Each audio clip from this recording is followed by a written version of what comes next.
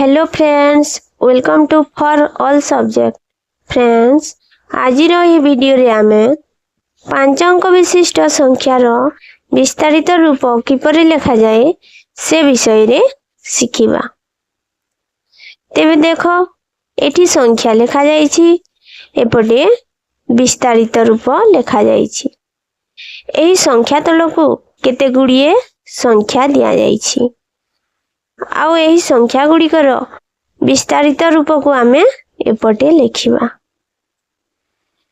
तेबे एही प्रथम रे दिया जाइथिबा संख्याटीर विस्तारित रूप रे लिखिबा पई आमे प्रथमे कोन करिबा, एही संख्याटीर अंक मानकर स्थान को आगो जानि नबा।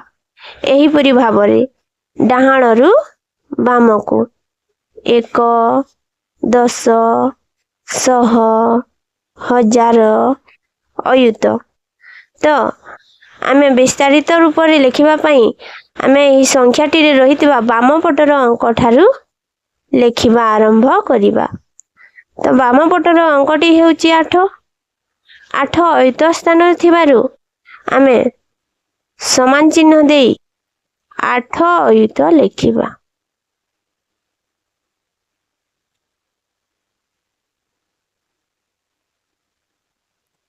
तापरे आमे जोग चिन्ह देबा। ता पर अंकटी हेउची 4। 4000 स्थान रे अछि, तो आमे 4000 लिखिबा।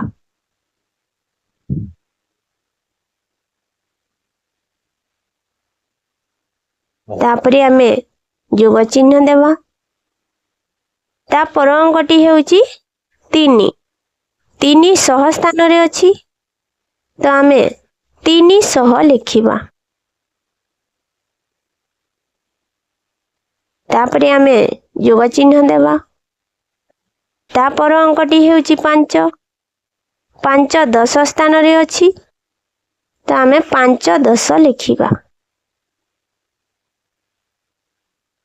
तापरे आमे जोग चिन्ह देबा। ता पर अंकटी हेउची 2।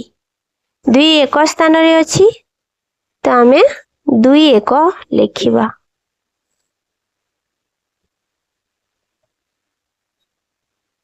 तापरे आमे समान चिन्ह देबा।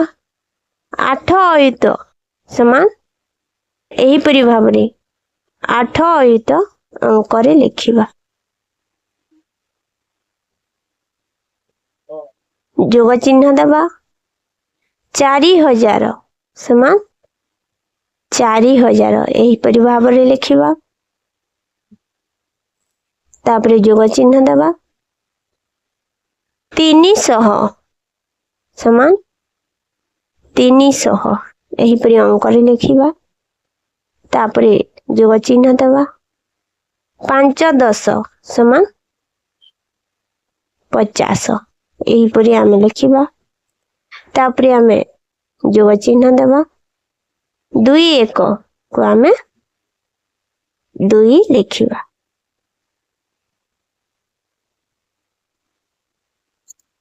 यह हेउची 8 अयुत 4352 संख्याटीर विस्तारित रूप। सही परि आमे परवर्ती संख्याटीर विस्तारित रूप लिखिबा। विस्तारित रूप रे लिखिबा पई आमे प्रथमे एही संख्याटी रे रहितबा अंक मानकर स्थान को आगो जानि नबा। डाहाणरु बामकु एही परि भाबरे 1 10 100 1000 अयुत। तो एही संख्याटीर बाम पटर अंक हेउची 9। 9 अयुत स्थान रे अछि, तो आमे समान चिन्ह देई 9 अयुत लिखिबा।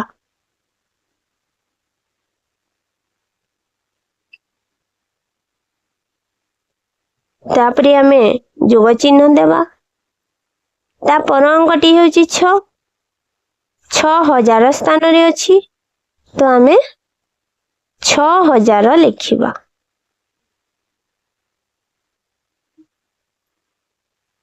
तापरे आमे जोग चिन्ह देबा। ता पर अंकटी हेउची 4। 400 स्थान रे अछि तो आमे 400 लिखिबा। तापरे आमे जोग चिन्ह देबा। शून्य तापर अंकटी हेउची शून्य।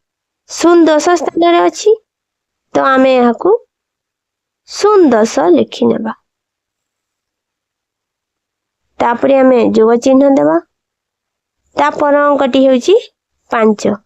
5 एक स्थान रे अछि 5 1 लिखि नेबा। तापरे आमे समान चिन्ह देबा। 9 अयुत समान 9 अयुत एही परि आमे अंकरे लिखि नेबा। तापरे आमे जोग चिन्ह देबा। 6000 समान 6000 एही परि अंकरे लिखि नेबा।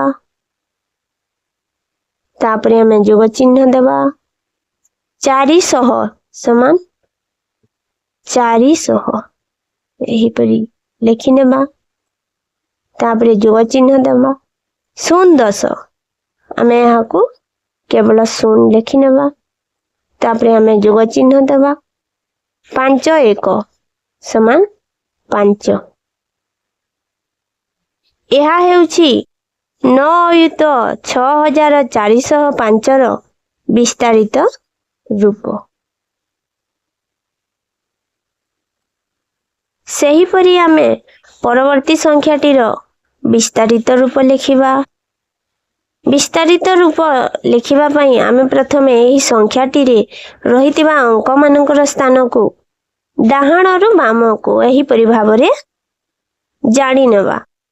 1 10 100 1000 ଅୟୁତ ଓ ଏହି ସଂଖ୍ୟାଟିର ବିସ୍ତାରିତ ରୂପ ଲେଖିବା ପାଇଁ ଏହି ସଂଖ୍ୟାଟିର ବାମ ପଟର ଅଙ୍କ ଠାରୁ ଲେଖିବା ଆରମ୍ଭ କରିବା। ତ ବାମ ପଟର ଅଙ୍କ ହେଉଛି 5। 5 ଅୟୁତ ସ୍ଥାନରେ ଥିବାରୁ ଆମେ ସମାନ ଚିହ୍ନ ଦେଇ 5 ଅୟୁତ ଲେଖିବା।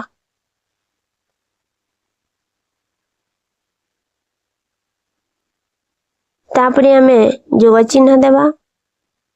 ता पर अंकटी 2 2000 स्थान रे अछि तो आमे 2000 लिखिबा। तापरे आमे जोग चिन्ह देबा। ता पर अंकटी हेउची 300 स्थान रे अछि तो आमे 300 लिखिबा। तापरे आमे जोग चिन्ह देबा। ता पर अंकटी हेउची 6 10 स्थान रे अछि तो आमे 10 लिखिबा। तापरे आमे जोग चिन्ह देबा। ता पर अंकटी हेउची 4 एक स्थान रे अछि तो आमे 4 1 लिखिबा। तापरे आमे समान चिन्ह देबा। 5 अयुत समान 5 अयुत एही परि आमे अंकरे लिखिबा। तापरे जोग चिन्ह देबा। 2000 समान 2000 एही परि आमे अंकरे लिखिबा। तापरे आमे जोग चिन्ह देबा। 300 समान 300 एही परि आमे अंकरे लिखिबा। तापरे जोग चिन्ह देबा। 6 10 समान 60 एही परि आमे अंकरे लिखिबा। तापरे जोग चिन्ह देबा। 4 1 समान 4 ଏହା ହେଉଛି 5 ଅୟୁତ 2364 ର ବିସ୍ତାରିତ ରୂପ। ସେହିପରି ଆମେ ଶେଷରେ ରହିଥିବା ସଂଖ୍ୟାଟିର ବିସ୍ତାରିତ ରୂପ ଲେଖିବା। ତ ଏହି ସଂଖ୍ୟାଟିର ବିସ୍ତାରିତ ରୂପ ଲେଖିବା ପାଇଁ ଆମେ ପ୍ରଥମେ ଏହି ସଂଖ୍ୟାଟିରେ ରହିଥିବା ଅଙ୍କମାନଙ୍କର ସ୍ଥାନକୁ ଆଗ ଜାଣିନେବା। ଏହିପରି ଭାବରେ ଡାହାଣରୁ ବାମକୁ 1 10 100 1000 ଅୟୁତ। ତ ଏହି ସଂଖ୍ୟାଟିର ବାମ ପଟେ 6 ଅଛି। 6 ଅୟୁତ ସ୍ଥାନରେ ଥିବାରୁ ଆମେ ସମାନ ଚିହ୍ନ ଦେଇ 6 ଅୟୁତ ଲେଖିବା।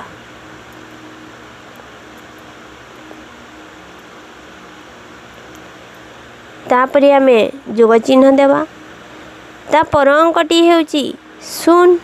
0 ହଜାର ସ୍ଥାନରେ ଅଛି, ତ ଆମେ ଏହାକୁ 0,000 ଲେଖିନେବା।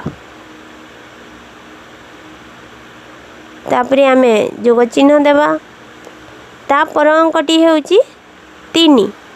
3 100 ସ୍ଥାନରେ ଅଛି, ତ ଆମେ 300 ଲେଖିବା। ତାପରେ ଆମେ ଯୋଗ ଚିହ୍ନ ଦେବା।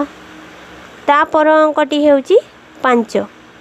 5 10 ସ୍ଥାନରେ ଅଛି, ତ ଆମେ 510 ଲେଖିବା। ତାପରେ ଆମେ ଯୋଗ ଚିହ୍ନ ଦେବା। ତା ପର ଅଙ୍କଟି ହେଉଛି 8।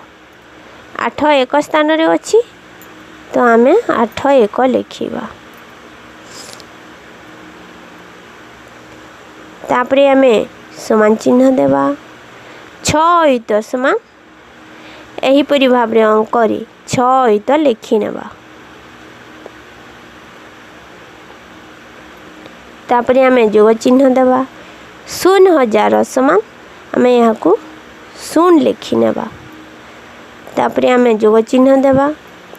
300 ସମାନ ଏହିପରି ଭାବରେ 300 ଅଙ୍କରେ ଲେଖିନେବା।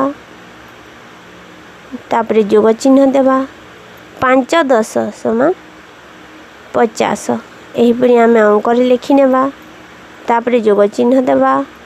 8 1 ସମାନ ଏହିପରି 8 ଲେଖିନେବା।